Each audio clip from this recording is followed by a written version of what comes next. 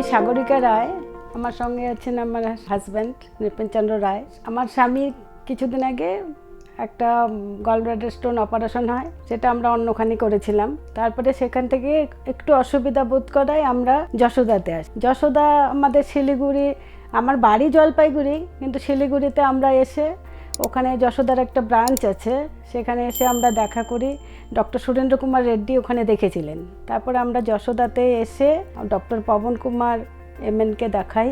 আমি অনেক ডাক্তার দেখেছি, কিন্তু এত সুন্দর ব্যবহার, আমাদের সহযোগিতা করেছেন, যেটা আমরা কোনোদিনই ভুলতে পারবো না।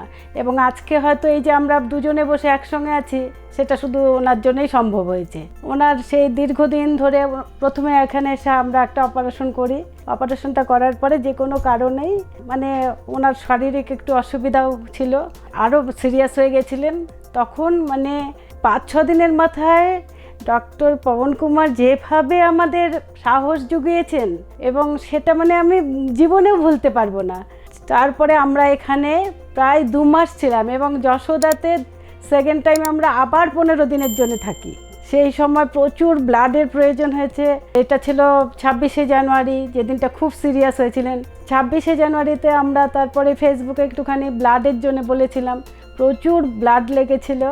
ব্লাড লাগার পরে এখানেও লোকজনের সহযোগিতা খুব পেয়েছি। প্রচুর ডোনার এসেছিলেন, আমাদের ডোনেট করেছেন, তাদেরও আমরা ধন্যবাদ দিতে পারিনি, আমরা যেহেতু কাউকে চিনি না। কিন্তু মনে হয় আজকে এইটার মাধ্যমে আমি তাদেরও সবাইকে নমস্কার জানাই এবং ধন্যবাদ জানাই। তারপরে আমরা এখান থেকে ফিরে গিয়ে কলকাতায় যাই। কলকাতায় যাওয়ার পরে আমরা প্রতি মাসে ডক্টর পবন কুমারকে যখন যেভাবে ভিডিও কল করেছি, উনি উত্তর দিয়েছেন। এবং এখানে থাকার সময়ও আমার হাজব্যান্ড যখনই অসুস্থ হয়েছে, রাত্রি 3টে হলে উনি রেসপন্স করেছেন। একদিন এতটাই সিরিয়াস হয়ে গেছিল হোটেলে, তখন আমরা ফোন করি 3টের সময়, উনি সঙ্গে সঙ্গে অ্যাম্বুলেন্স পাঠিয়ে দেন, এবং ইমার্জেন্সি থেকে একজন ডক্টর নিজে গিয়ে আমাদের নিয়ে আসেন। এগুলো আমরা ঠিক ভুলতে পারবো না। এগুলো শুধু টাকা দিয়ে, এগুলো দিয়ে হয় না।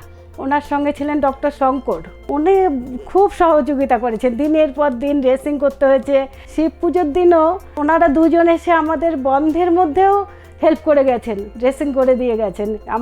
আমি আর আমার মেয়ে ছিল সাথে, দুজনে ড্রেসিং করতে এসেছি ওনাকে নিয়ে।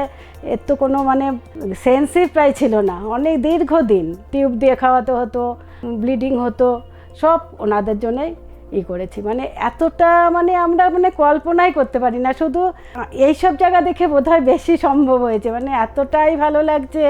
হোটেলের থেকে শুরু করে সবাই খুব, বললাম তো সবাইকে, যশোদা হসপিটালে প্রতিটি সহকর্মী বলবো, ওনাদের ডক্টর সাহেবরা সবাই, এবং নার্সিং স্টাফ খুব ভালো, এবং লিফটম্যানকেও আমার ধন্যবাদ না জানালে হবে না।